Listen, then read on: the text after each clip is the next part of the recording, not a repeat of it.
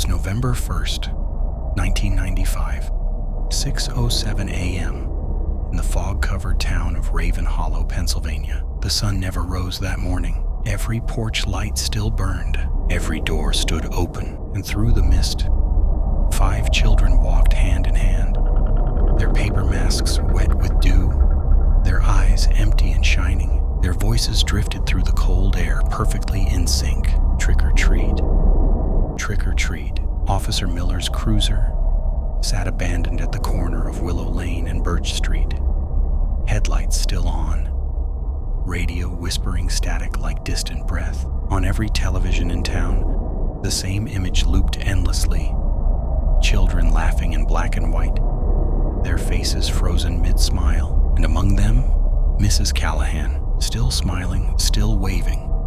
Forever. Halloween night in Raven Hollow always looked perfect. Fog rolled from the river, curling through the maple trees, and the smell of pumpkin and smoke filled the air. Every house glowed orange.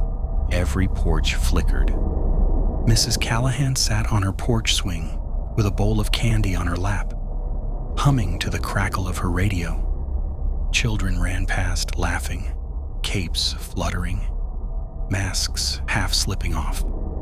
Across the street, 10-year-old Billy rode his bike in slow circles. He shouted, "Happy Halloween, Mrs. C." She smiled, waving back. The night was gentle, like a memory, a town breathing in rhythm. No one noticed the way the wind stopped for a second too long. Then it happened. 8:47 p.m.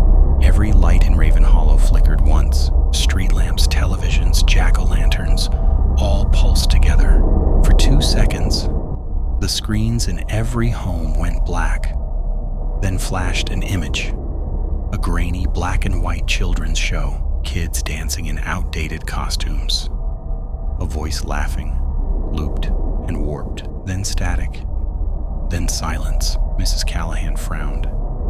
Billy slowed his bike. Somewhere far off, a dog began to howl. The air felt different now, thicker, colder, like the night was holding its breath. At 9:03 p.m. came the knock.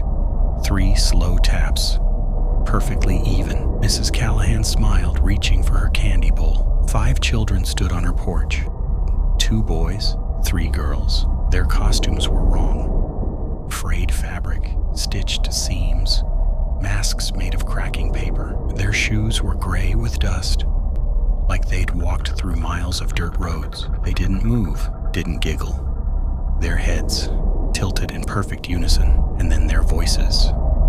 Flat, soft, blending into one. "Trick or treat, may we come inside?" Mrs. Callahan laughed nervously.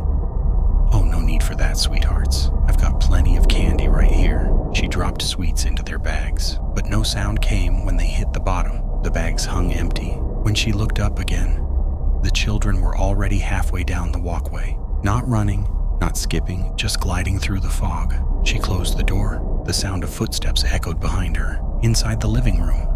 Slow, steady, heavy.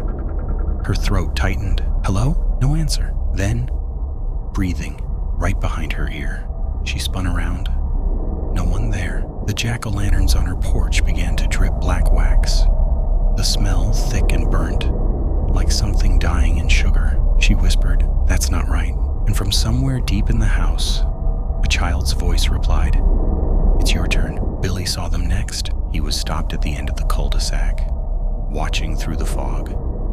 The same 5 children, their masks pale in the streetlight, moving house to house. But not every house, only the ones with pumpkins still lit. Each time a door opened, the inside lights blinked once and went out forever. He counted softly under his breath. 5, 6, 7 houses dark. The street grew dimmer, colder, quieter. At 9:40 p.m., a police cruiser turned the corner. Officer Miller rolled down his window, scanning the street. "Hey kid, what's going on?" Billy pointed at the children. "They're skipping houses. Only the ones with lights." The officer frowned. His radio hissed. "Dispatch, I've got..."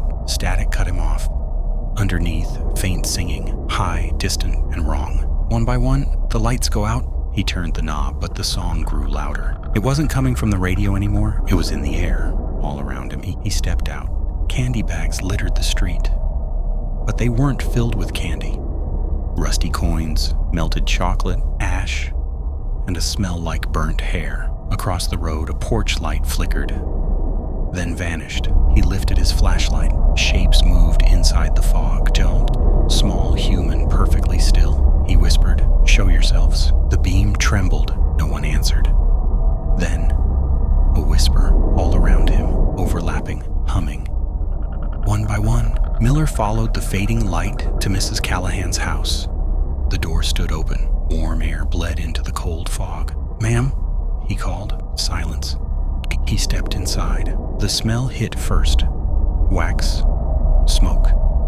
Something sweet and rotting. The TV flickered in the corner of the living room. He turned toward it and froze. On screen, a black and white Halloween party. A woman in a cardigan smiling among them. Mrs. Callahan. Her mouth was open in laughter, but no sound came. "This isn't possible." A whisper behind him answered, "You remember us." He turned. Nothing. On the TV, his reflection appeared, standing in the doorway, and behind him, 5 silhouettes, small, still, breathing in sync. He spun around. They were there. Wet footprints spread across the wood floor. Their heads tilted. The TV flashed white, and for a second, his reflection smiled back, before vanishing into static. Billy hid in his room. The knocks came again and again down the street. 3 knocks. A pause. Then, "Trick or treat. May we come inside?" Every time a door opened, the air seemed to die. By midnight, the street was empty. No light, no sound, only fog. Then, faintly, every television in Raven Hollow turned on. Static. Then a flicker of faces. Neighbors, friends, dancing, laughing, trapped in grainy loops of black and white. When dawn came, Raven Hollow was silent. Every door stood open. Every pumpkin burned to black wax. On each porch lay a small note, written in a child's uneven hand. "Thank you for letting us in. See you next year." Billy was the only one left. They found him rocking on his porch, whispering. They said they'll come back every Halloween since. At exactly midnight, the lights of Raven Hollow flicker on, for 10 minutes only. And through the fog, 5 small figures walk door to door, their voices blending with the wind. "Trick or treat, trick or treat." If you see them, don't open the door. Don't look at the screen, because they never wanted candy. Keep your lights off this Halloween, or they'll find you next.